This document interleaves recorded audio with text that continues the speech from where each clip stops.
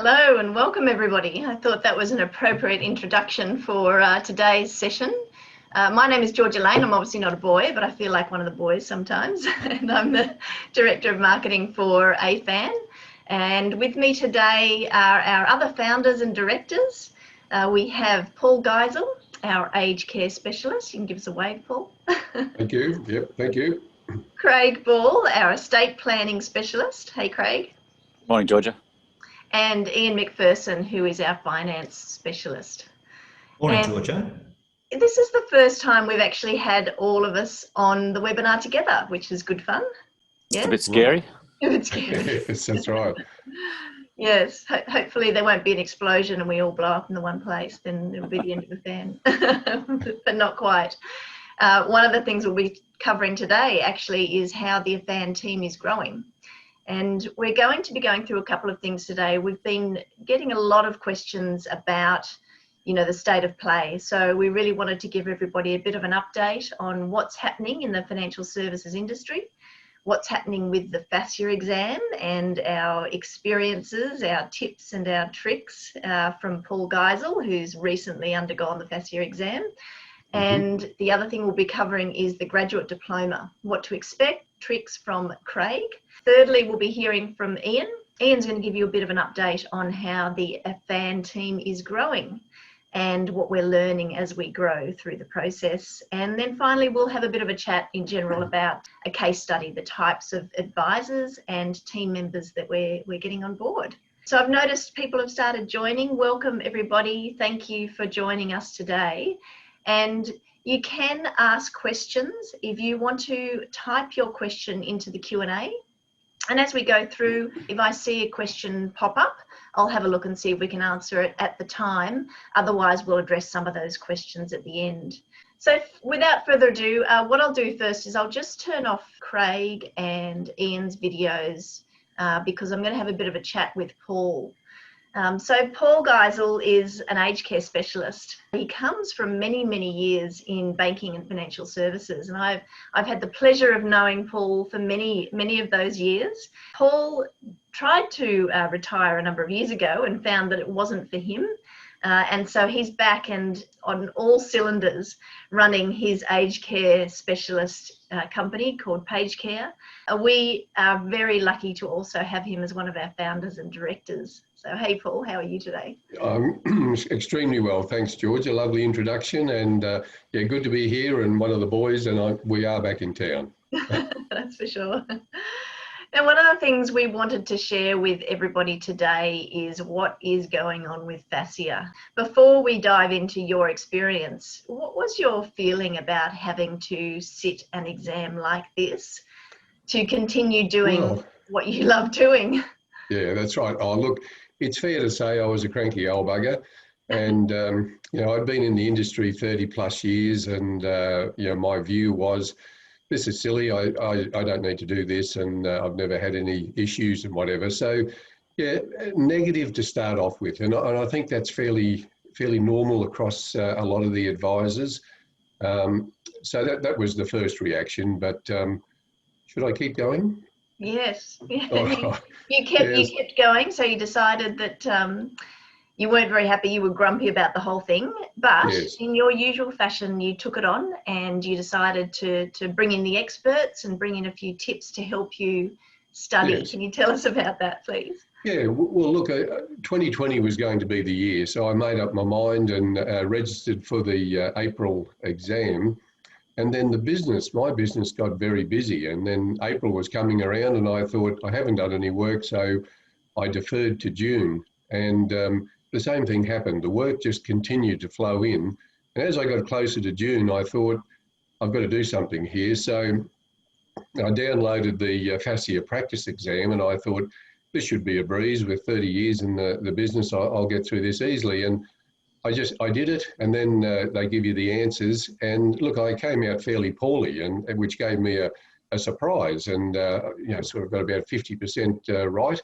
And I thought, I really need to do this better and properly. So I deferred again until the August one.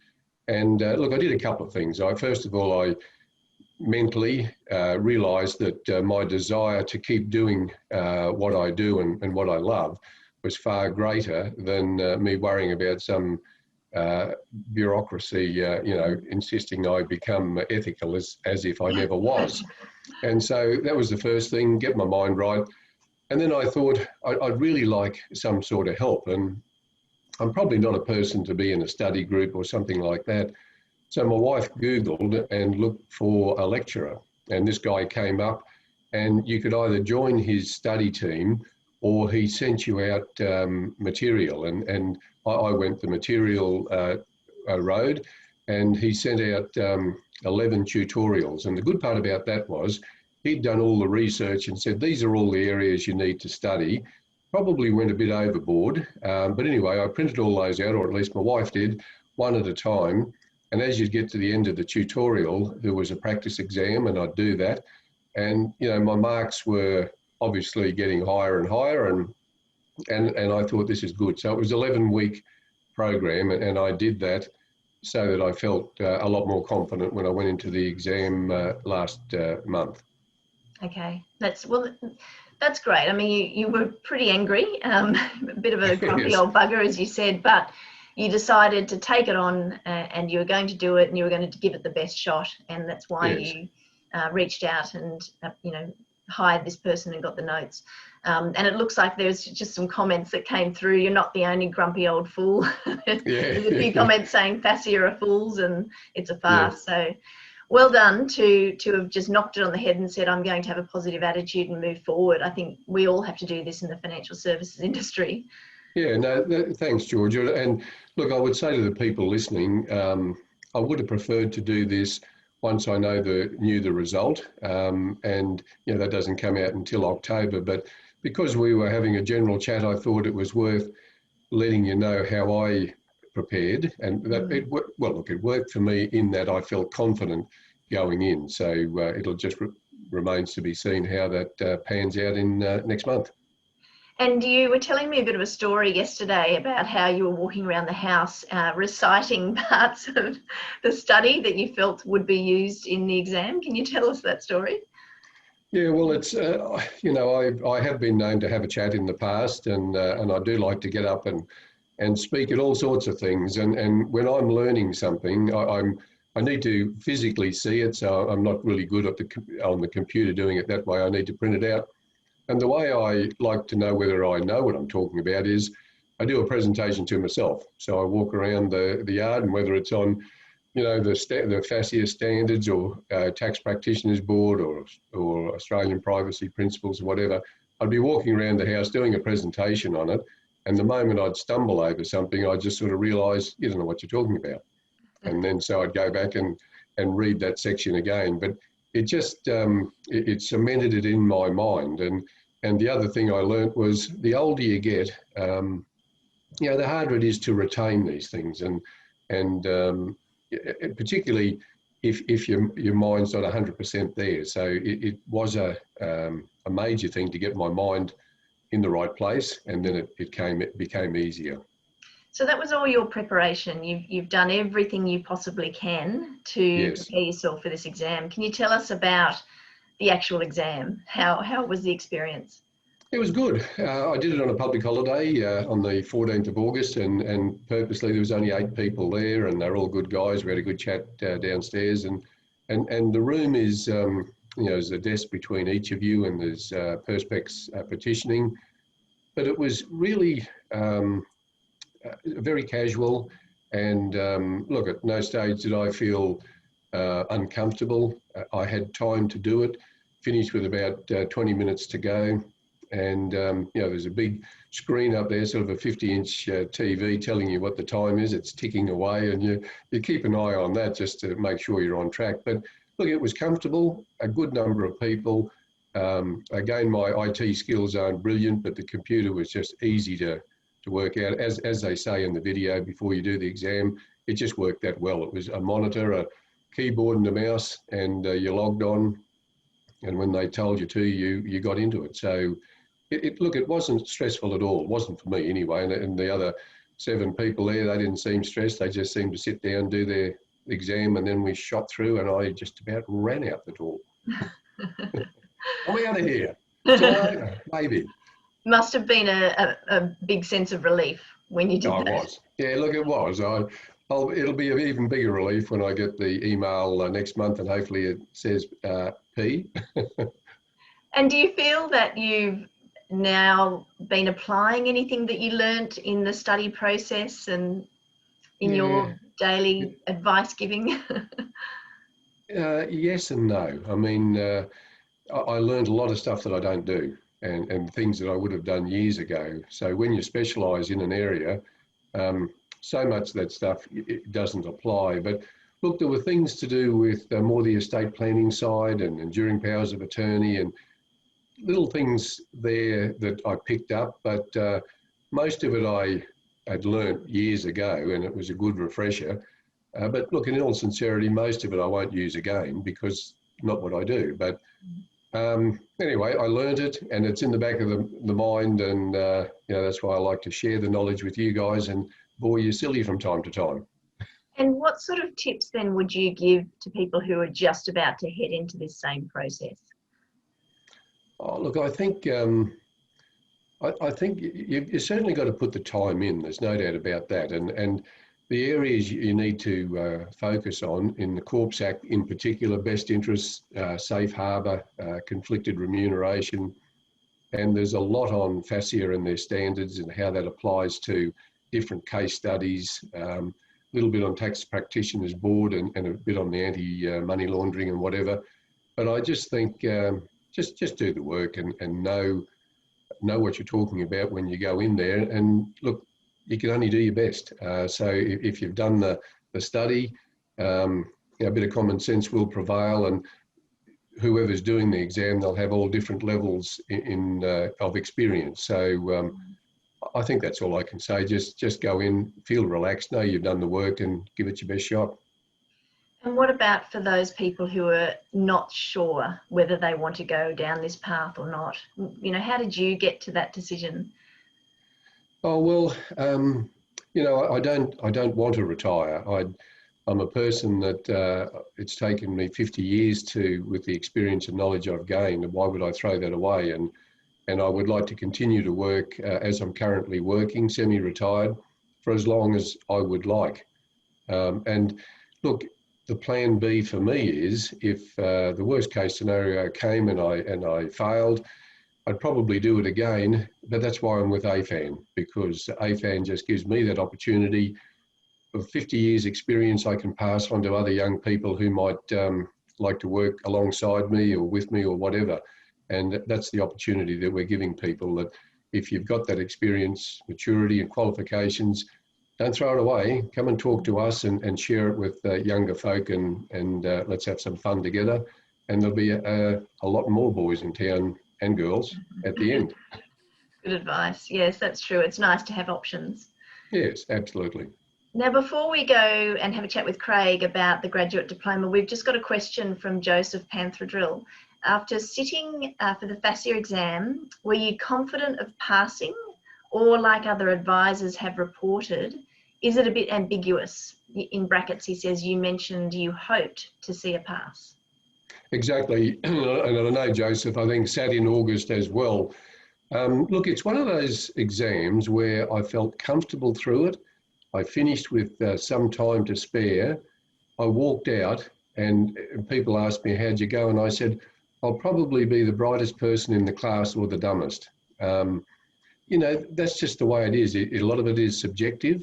So I felt comfortable doing it, but I know other people who have felt comfortable doing it and haven't passed. So that's my honest belief. I know I put the work in, I felt comfortable.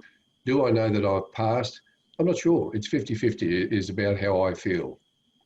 Yeah. Hope that answers it, Joseph, and I hope you've done better than 50-50. Let's hope, yes. Well, now we have Craig who's joined us. You can chat to each other, guys. Well said, Paul. Yeah. Thank you, Paul. That was really helpful. It's great to get an understanding of what your process was and what it was like to sit the exam. Good luck. We look forward to celebrating with you when you receive the good news that you've passed. Thank you very much. Thank you. So Craig, how are you? I'm pretty good. Just having a bit of a chuckle listening to Paul, because I had exactly the same experiences with the FASEA exam. It is really subjective, and as Paul said, if you put in the work, you should be okay. But one of the problems is, particularly for those who were sitting the exam early in the piece, we don't really know exactly what to study. And even those that were putting together the practice exams, I did one of the practice exams, and it was completely different to the actual exam. All right. And so you don't really know what to study. You cover a lot of areas. And even Paul mentioned with the tutorial that he did, he read a number of pages on different subjects that didn't even come up in the exam.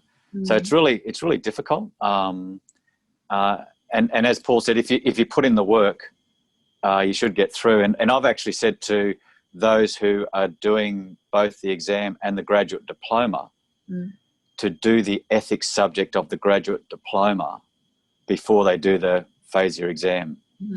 Because I did the ethics subject at the start of this year, and I did the FASEA exam last year. I wish I'd done it the other way around, because studying for the ethics subject would have given me all of the tools that I needed for the FASEA exam. So like Paul, I did a lot of work leading up to that exam. I went in really confident, but at the end of 3.5 hours, I sat there thinking, I really don't know if I've passed this thing.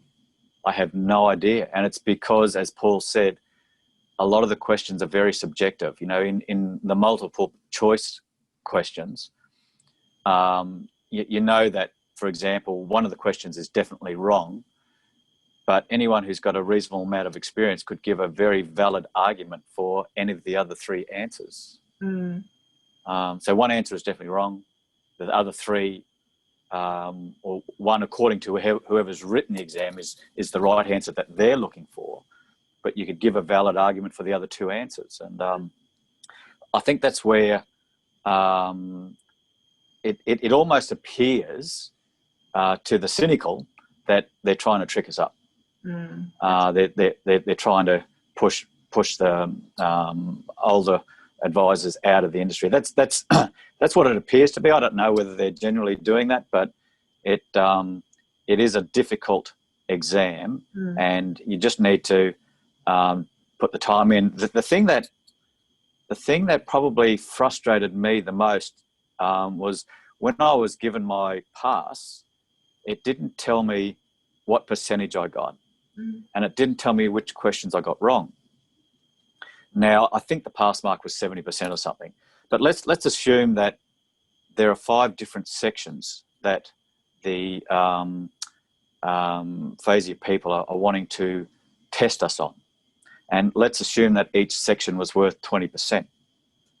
You could get 100% in section A, B, C, and D, giving you an overall mark of 80%, and you pass the exam. But you could get 0% in section E, but you don't know that because you don't get your results back. You don't get the exam back saying you got this one right and you got this question wrong, and here's the correct answer. So I think it's a bit dangerous the way that they've done that, because if you just see that you've got a pass mark, you're now going out into the community and you're using a particular ethical approach that may not be 100% right. That's true. Because you don't know what you've got wrong.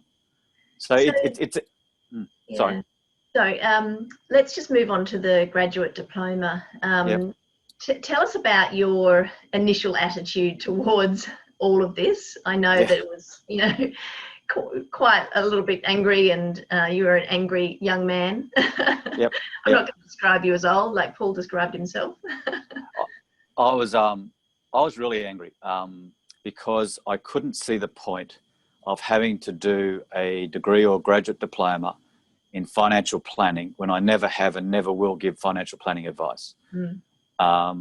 It just didn't make sense to me. And, you know, those that specialise in risk, even when I look at some of the subjects, they're covering topics that you just never speak about. So my initial thought was, no, I'm not going to do it. But then after some months, I thought, well, if I choose not to do the graduate diploma, now, mind you, this was when the expiry date was the 1st of January 2024. So I would have been very early 60s at that stage. And I thought, well, what am I going to do then? And then when I came up with the concept of AFAN, I thought I really should be leading by example, number one. But number two, my attitude has been, even though I'll be studying areas where I may not give advice, it doesn't hurt to have an understanding. So I made the decision to go ahead and do it. And even with the ethics subject, I was quite lucky with that subject because I was doing it during the COVID-19 pandemic, or when we were at the height of it. And so I had my staff working from home. I could turn my emails off, turn my phone off, and just really put in a lot of study. So I was pretty lucky that way, that I was able to dedicate a fair amount of time to that subject. Yeah, which is important. Yeah, because there's a lot of work from what you've explained, Craig. You know, I've seen you sitting there with piles and piles of paperwork and folders. And I mean, you're very driven and very organised, and your children are grown up. How do people do it? You know, if they've got young children or businesses to run, or like, what sort of workload is there? They do it with great difficulty. Speaking of the piles of paperwork, this is subject 2. I'm doing it through Kaplan. That's subject 2. Now, just to give you an example of some of the things that those specialising in risk would never do, I'm on topic 2 of subject 2. And I don't know if you can see this, but they're talking about expenditure aggregates. And you can see a little formula there. I'll just take it closer. Right? And it's private consumption in quarter T minus private consumption in preceding quarter over the real GDP in the preceding quarter multiplied by 100. Okay, so that's a formula that they're given to us to explain to us about expenditure aggregates. And I'm thinking, how many times in the last 30 years have I actually used that formula? And how many times in the next 10 years will I? You know, so it's, if you're going to do the graduate diploma, you've just got to commit. And the way that I like to do things is, and I think it probably comes from my military background, is to break things down into little chunks. And even my diary, you know, when I registered for topic 2, for example, the first thing I went to was my calendar, and I blocked out 3 time slots per week to do study. And then I closed the door, I turned my phone off, I turned my emails off, and I just head down, backside up. And like Paul said, I find it harder now to retain information. So I have to highlight a lot of the information. I have to write stuff down. I'll read each of those topics 3 times and write a lot of information down to retain it.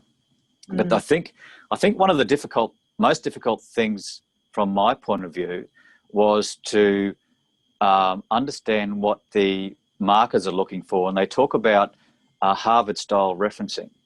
And what they mean there is that if you make a statement, you've got to highlight where that particular statement has come from. You can't just have read something and then write it down, because that's sort of deemed as plagiarism.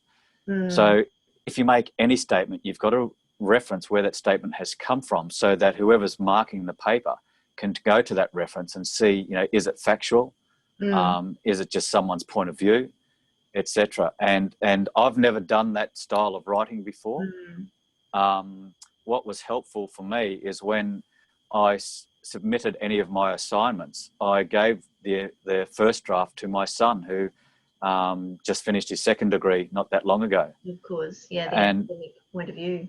yeah, so I just said, before I submit this, run your eye over it. And he would go through it with a fine-tooth comb and say, Dad, you're not really addressing this particular issue. You need to be more specific about your referencing. I've just checked that reference and, it's not 100% accurate. Go back and fix that up.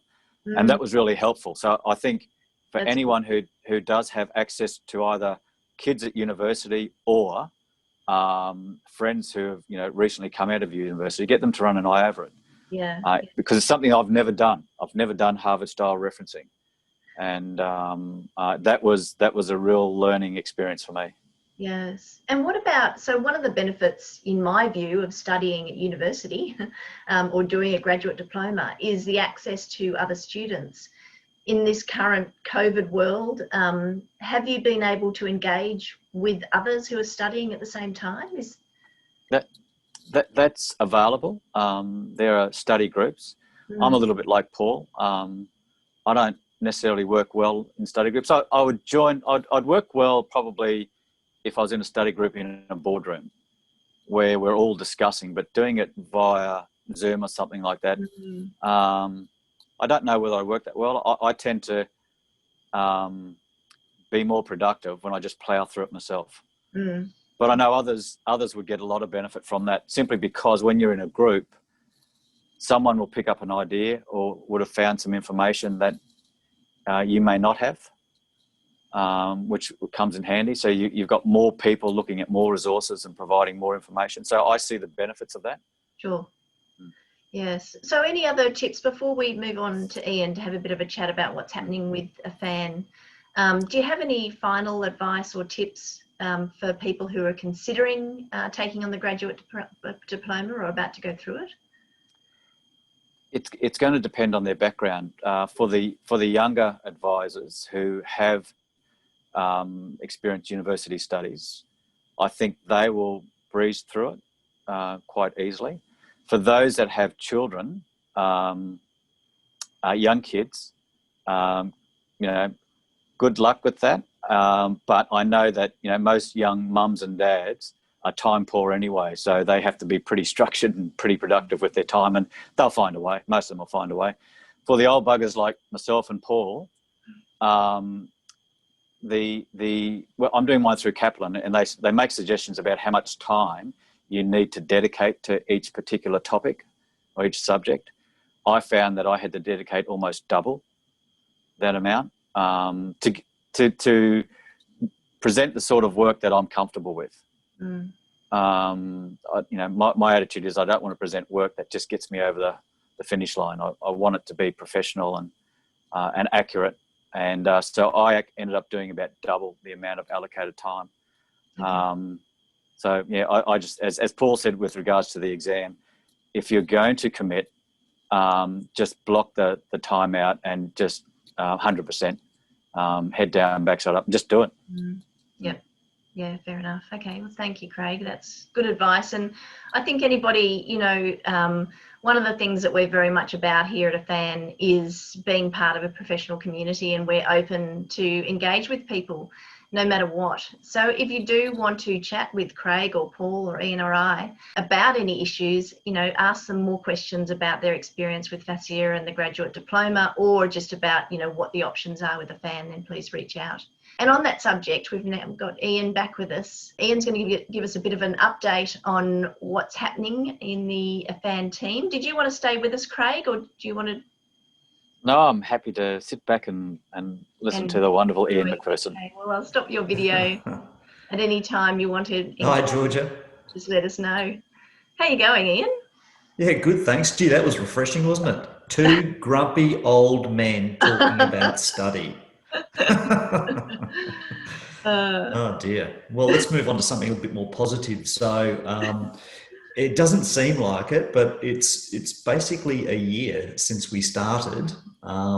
So happy birthday, everyone. Yeah. Since we sort of kicked off the concept of AFAN and got moving, I think if you fast forward to March of this year, we were looking to have our very first in-person event down at West's Rugby, and I've got to tell you, Georgia, I can still taste those party pies because we had to eat a lot of them because we had to switch it because COVID hit us and we had to change what we were doing, and we flipped over to this medium, to Zoom. Yeah. And recording everything, and actually it's proved to be a massive blessing in disguise for the business, largely thanks to you and your capabilities in media and communications. We've never looked back, really. We've set up this medium. We record all of our webinars, provides a library of content not only for our reference point, but for advisors and the broader community out there to use. And yeah, we're very happy with the way that's going.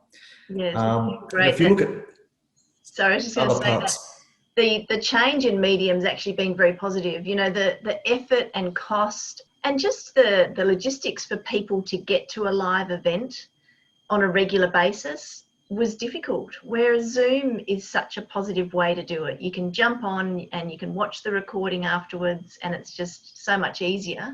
And it's a lovely way to keep everybody up to date and engage people and share knowledge. Yeah, couldn't agree more. Our whole community is decentralised. It's not like we all work in the city and it's easy for us to go to something at 5 o'clock in the afternoon. It just doesn't happen that way. And since COVID this year, that's even been exacerbated even more. I think people are, very comfortable working from home and, operating that way. If I look at what we've been doing since that fatal first event, it wasn't until we got to, it was about July 1, the 30th of June, July 1, where we became confident and pretty comfortable with what our lawyers had created as an effective contract to go to market, so that, something that suits both the incoming advisors and AFAN mutually, so that, we could really kick off what we were doing as a business. So updates for the business itself. In preparation for bringing advisors on board, we've engaged the services of Nancy Brandon as the office manager. Nancy worked for many years with Tony Rigby, who some of the advisors out there may know. We've had a huge amount of interviews actually in the last 3 months and probably the preceding 3 months, but not really in a position to engage. But since that time, we've now signed 2 advisors to the platform. One of whom's David Baccinelli, whom some of you out there may know. David's particularly interested in joining the community aspect of AFAN and what advisors do if they're going to go post advice and come in as relationship managers, shall we say, for their clients. We've also signed, and thanks for putting those shots up there, Mike Donoghue. Mike's been in the financial services industry for 34 plus years. And he's joined as development manager, and we welcome his experience to the AFAN team. We also welcome, the fact that he's starting to make me look a little bit younger. And if we look at the Brisbane office in particular, we've had several meetings with likely financial planning advisors to expand the platform here in Brisbane. We look close to securing that first position. Our intention is Brisbane, Sunshine Coast, Gold Coast, Toowoomba, and capture that whole southeast Queensland region. Sunshine Coast, we're looking to get an office up there, and we've had some pretty deep discussions with somebody who we prefer for that role up there. We need to do a bit more work. But it seems to be the Gold Coast, your stomping ground there, Georgia, where all the activity is at present. Craig's got a long-standing relationship down there with ABA solicitors and Andre Vosloo, who execute a lot of his legal work in relation to estate planning. They're very keen on what we're doing as a business, and we're well down the track, we think, on the Gold Coast. We can't mention any names at this point, to securing our own office of experienced planning staff, planners and risk advisors. So it's all happening on the Gold Coast. Yes, it's great. It's very exciting. I'm looking forward to having a team, and an office down here. Everybody that we're dealing with is just fantastic, and it's great to bring that community together. It really does seem like they're welcoming this change that AFAN brings to the market. and they're embracing it pretty rapidly. Every time Craig and I go and talk to somebody, they're very excited about what we're doing, and adding an extra layer to the offering down there.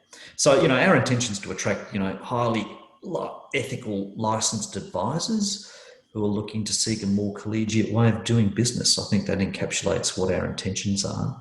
And, the wider opportunities are presented through our interaction with our, what we call a multifaceted platform, because we have many more disciplines than just personal insurances. We're looking at a general insurance offering, we've got a finance offering, we've got succession estate planners, we've got aged care. We're looking at what does the client need, and can we provide that service to those clients when they need it. Great.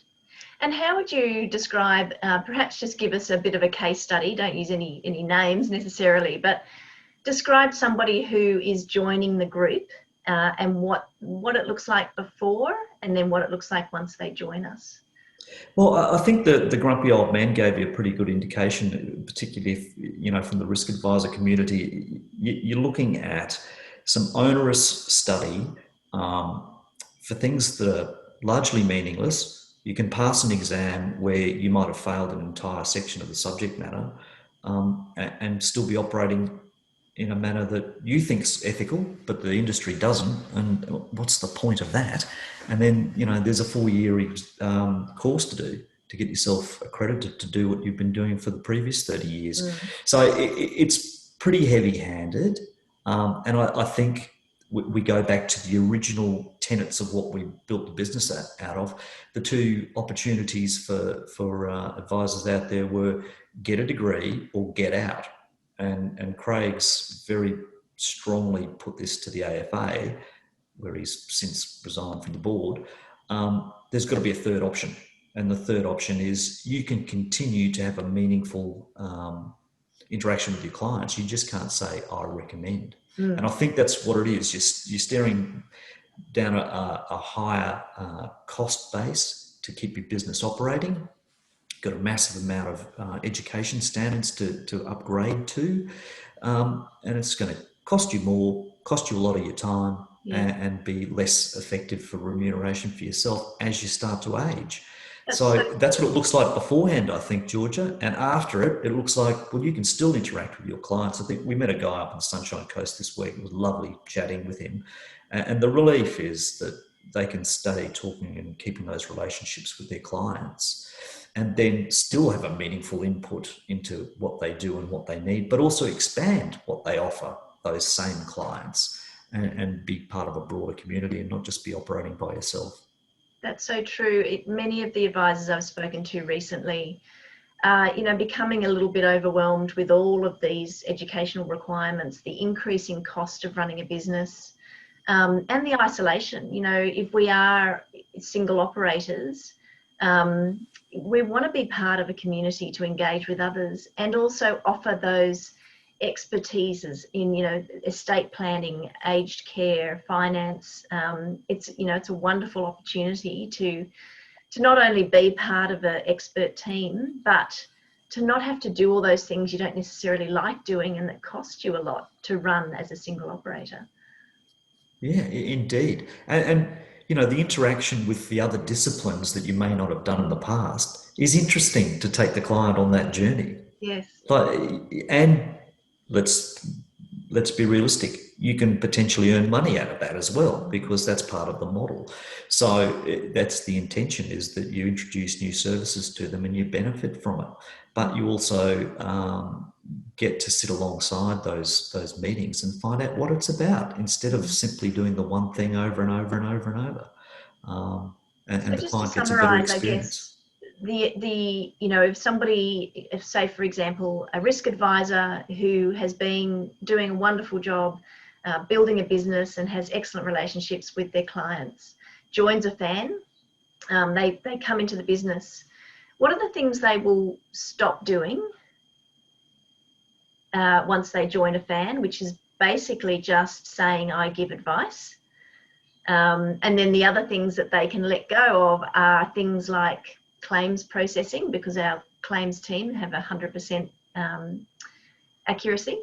Administration, we've got an excellent admin team. Of course, saying for myself, we've got great marketing, so they don't necessarily have to keep doing that. If they've got a strong brand, they can still operate under their brand. We encourage that wholeheartedly. But if it's not something they really want to do, then they come under the AFAN brand.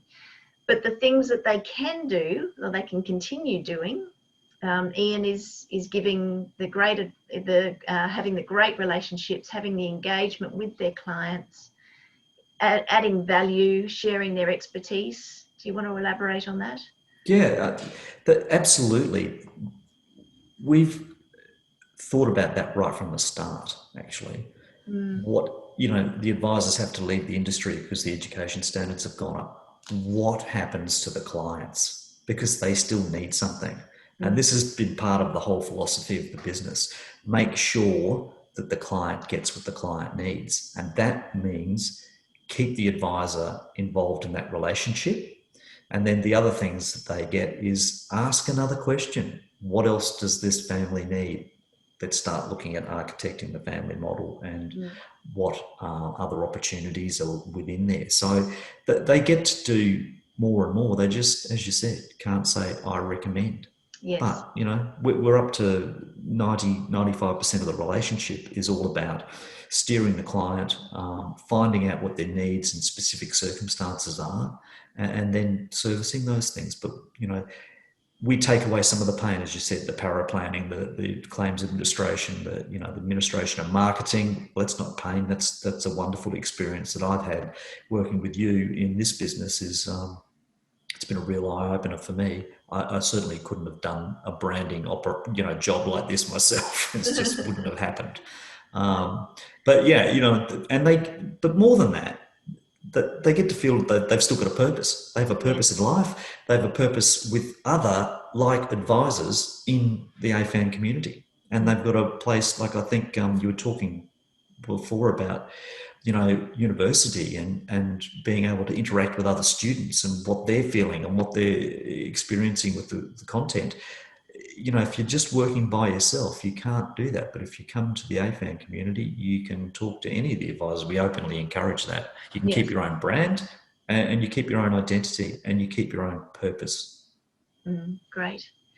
Well, we might finish off on that. I'm going to bring back Craig and Paul, and if anybody's got any more questions, please type them in the Q&A. I can even ask you to unmute if you want to. Hang on, let me just bring Craig back in. And Paul, if you're still there. Hey yes, guys. G1. We've got a question. G2. Is AFAN an AFSL? Carl Cavallero wants to know. Who wants to answer that? No, we're not, Carl. We're a corporate authorised rep through the Synchron AFSL. Thank you, guys. I think it was wonderful to have all the boys back in town today. If anybody else does have further questions, we encourage you to reach out to us. Jump onto our website and send us an email or a message. Subscribe if you haven't already to our regular newsletters and join us for the webinar. The next webinar will be in 2 weeks' time. We have them every 2 weeks. So that is on Thursday, the 17th of September.